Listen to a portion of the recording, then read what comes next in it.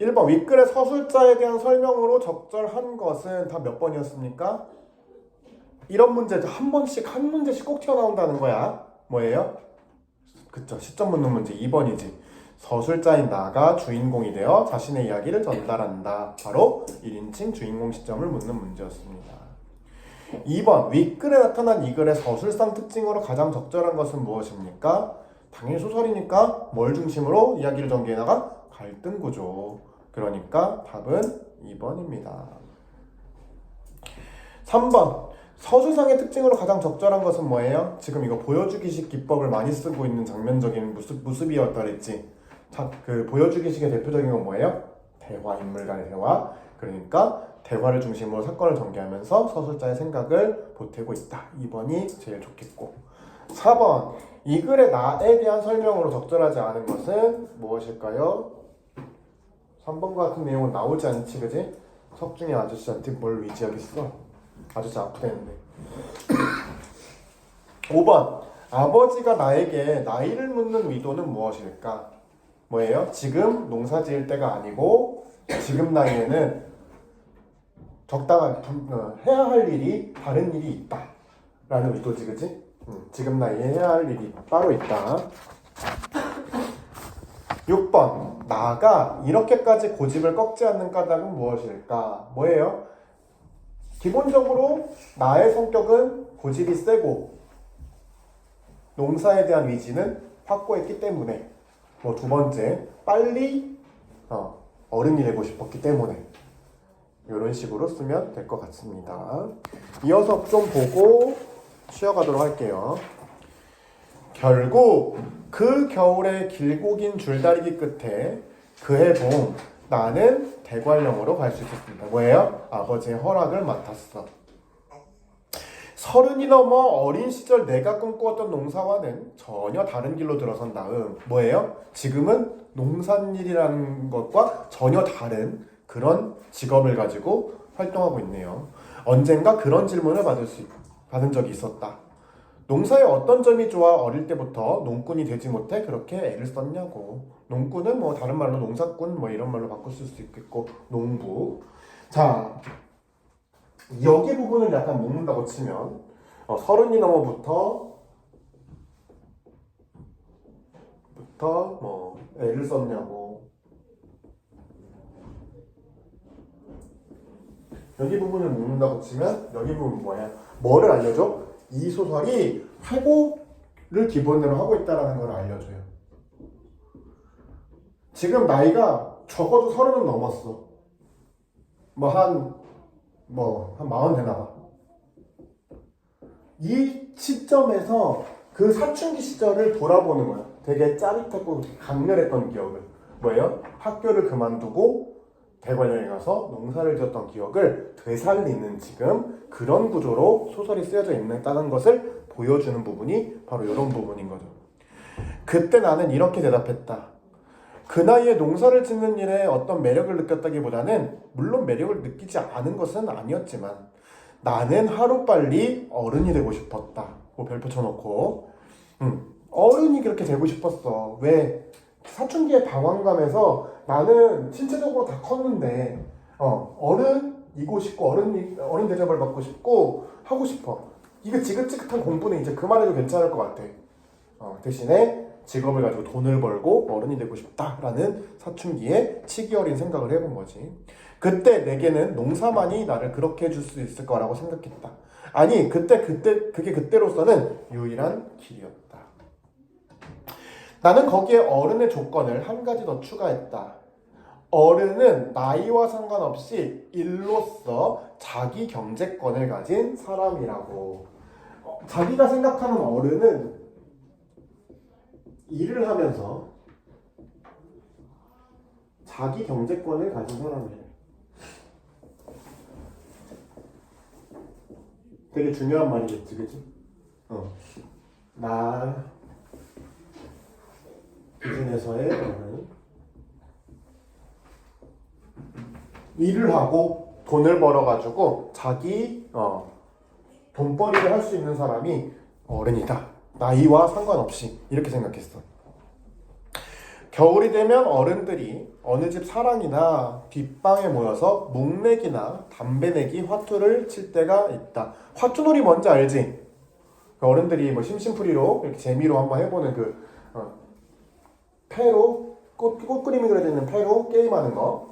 자, 그 심심풀이 화투를 치는데 목내기나 담배내기 화투라고 했어. 목내기는 여기서 뭐냐면 이 화투 게임을 해가지고 어른들이 둘러 앉아서 이웃 주민들끼리 이렇게 친목을 다지기 위해서 둘러 앉아가지고 화투를 치고 같이 음식을 나눠 먹는 얘기인 거야. 예를 들면은 우리 무슨 얘기할까? 짜장면 짬뽕 얘기하는 거 어때? 탕수육 뜯기자고 해가지고 중국집에서 배달시켜 먹자. 어떤 사람이 돈을 내고 어떤 사람이 돈을 안 내는 거야? 이긴 사람이 돈을 내고 돈 안 내고 진 사람이 돈을 내는 독박을 쓰는 뭐 이런 게임 같은 걸 하는 거지. 그럼 또 열심히 쳐질 거 아니야. 담배 내기도 마찬가지겠고 이긴 사람이 공짜 담배를 얻어피는 뭐 이런 거겠지. 그때에도 자기 경제권을 가지고 있는 아이 같은 어른은 그 판에 낄 수 있지만 어른 같은 아이는 그 판에 낄 수가 없는 것이다. 풀이하자면 이거 되게 헷갈리는 말인데 아이 같은 어른 같은 아이. 여기서 어떻게 풀이하면 쉽냐면 이 같은을 뭐 어른처럼 생긴 뭐뭐 같은 모습에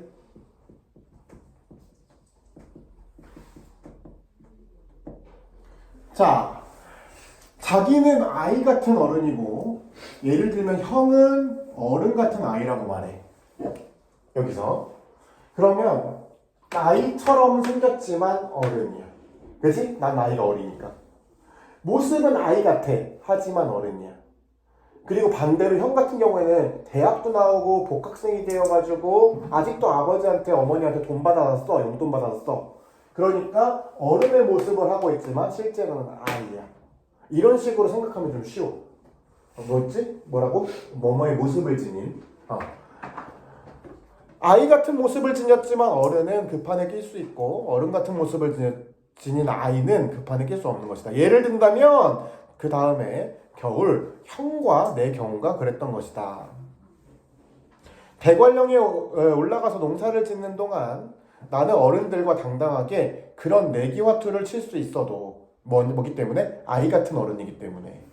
형은 군에서 마지막 휴가를 나오던 때에도 그랬고 제대 후에 학교를 다니던 때에도 어른들의 그런 놀이판에 끼고 싶어도 낄 수가 없었다. 왜? 어른같이 생긴 아이니까. 하기야 그러고 싶어하는 사람도 아니야. 왜? 모범생이지 공부 잘하고.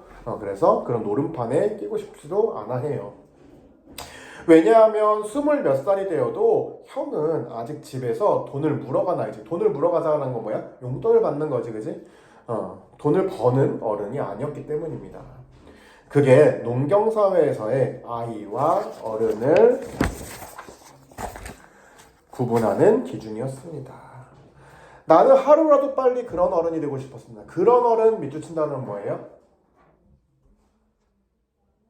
경제권을 가진 어른이지, 그치? 일로 자기 경제권을 가진 그런 어른. 그래서 마음대로 화투를 칠 수 있는 어른은 아니고 내 손으로 내 경제를 가진 어른이 되고 싶었던 것이다. 만약 집에서 장사를 했다면 나도 보고 배운 게 그거밖에 없으니까 어린 나이에 장사를 하고 싶어서 환장했을지도 모르겠다. 그러나 17살이 될 때까지 내가 보고 배운 것은 농사밖에 없다. 뭐예요? 부모님이 농사를 지으셨지, 그지? 그래서 농사꾼의 아들로 태어나서 내가 본 직업은 사실 농사밖에 없더라라는 거고.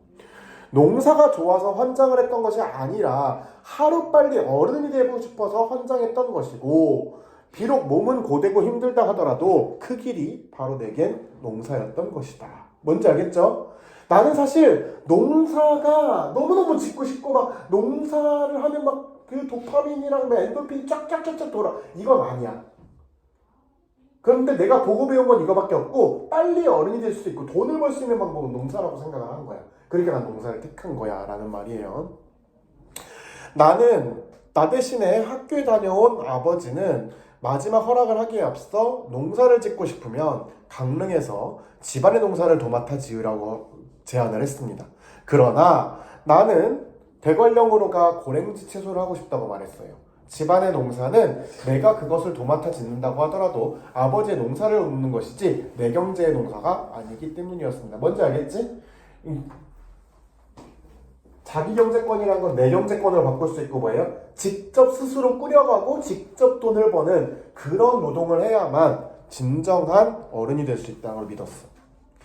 대신 아버지는 두 가지 약속을 하였습니다. 두 가지 약속 되게 중요하고, 첫 약속은 만약 내가 대관령에 올라가 짓는 농사가 첫째로 실패하고 말면 다음에 군소로 없이 다시 학교에 가는 것이었습니다. 첫 번째 뭐예요? 첫 해의 농사가 실패하면 나는 학교로 돌아갈 것이라는 거고, 나는 그렇게 하겠다고 말했습니다. 두 번째 약속은 대관령에 가 있는 동안 학교 공부는 하지 않더라도 아버지가 보내주는 책을 다 읽을 것. 두 번째 조건은 뭐예요? 학교는 가지 않지만 아버지가 보내준 책을 다 읽어야 한다. 이 두 가지 조건을 내세웠어요. 그것도 나는 그렇게 하겠다고 말했습니다. 대답은 쉽게 한다만 첫 해 농사를 성공한다 하더라도 두 번째 약속을 지키지 않으면 뭐예요? 책을 다 읽지 않으면 군소리 없이 너는 집으로 내려와야 한다. 예. 어쩌면 이게 네 마지막 학업이 될지도 몰라서 하는 얘기란다. 나중에 커보면 안다. 사람이 세상을 살아가는데 공부 많이 하는 사람과 적게 한 사람의 차이는 그렇게 나지 않지. 잘한 사람과 못한 사람의 차이도 그렇고. 뭐예요? 공부 잘했다고 세상을 막 성공하는 것도 아니요. 뭐 그렇게 막 실력 차이가 나는 것도 아니고, 공부를 못했다고 해서 엄청 처지고 사회에서 적응 못하고 이러는 것까지는 아니야. 하지만 책을 많이 읽은 사람과 적게 읽은 사람의 차이는 몇 마디 얘기만 나눠봐도 금방 눈에 보인단다. 네가 대관령에 가서 농사를 짓든 뭐라든 애비가 보내주는 책만 제대로 챙겨 읽는다면 학교 공부에 손을 놓는다고 해도 어디 가서 무식한 소리를 듣지는 않을 것이다 라고 했어요. 공부에 대한 아버지의 가치관이 느껴지지, 그지? 뭐 공부를 잘하고 못하고를 떠나서 뭐는 많이 읽어야 돼? 책은 많이 읽을수록 좋더라 라고 하는 아버지의 공부에 대한 가치관이 드러나는 부분입니다.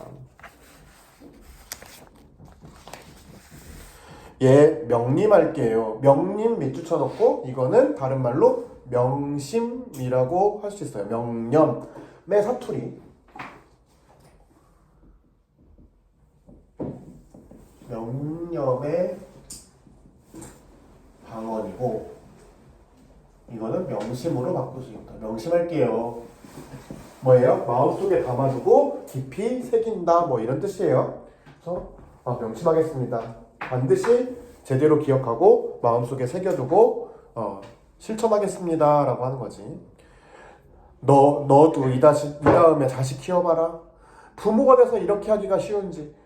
이 어린애를 저 먼 타지로 보내가지고 농사를 짓게 시키는 부모 마음이 아프지, 그지? 그냥 그러고 싶지 않지. 아버지의 능력으로 학교 보내고 깨끗한 옷 입혀갖고 공부시키고 이러고 싶지 농사일 시키고 싶진 않아. 학교 다니기가 싫다고 제 손에 책을 불을 질러버리긴 했지만 뭐예요? 내가 학교 다니기 싫어하고 한 행동이지, 그지? 뭐예요? 책이랑 교복 불 질러버렸어. 독한 애야. 지금은 그렇다 해도 나중에라도 네 갈 길을 잘 찾아갈 거라는 걸 애비가 믿기 때문에 널 보내는 거다. 학문이든 뭐든 세상 살면서 한두 해 늦게 시작한다고 해서 마지막 30자리까지 뒤처지는 것도 아니고 뭐예요? 아버지가 나를 믿어주는 이유랑 또 뭐가 들어갔니? 삶을 좀 긴 안목으로 보는 거 이런 것들이 드러나지, 그치? 세상 살아보니까 몇 해 늦게 다시 돌아간다고 해도 많이 늦어지는 것도 아니야. 그러니까 네 갈 길을 다시 찾을 수 있을 거라고 아버지는 믿는다. 전에 상고를 진학할 때도 아버지는 그렇게 말했었다. 그때는 뜻도 모르고 믿어줘서 고맙습니다 아버지 했지만 이번에는 가만히 있었다. 뭐예요? 좀 아버지의 말이 이해가 되기 시작해. 상고를 진학하겠다라고 고집 피울 때는 그때는 제대로 이해를 못했던 말이었어.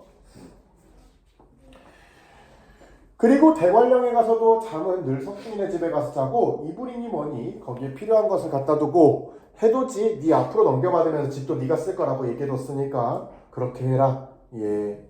농사자금은 지금 그럴 돈도 없지만 있다 해도 한 번에 다 줄 것이 아니고 그때그때 필요할 때마다 집에 와서 타서 써라.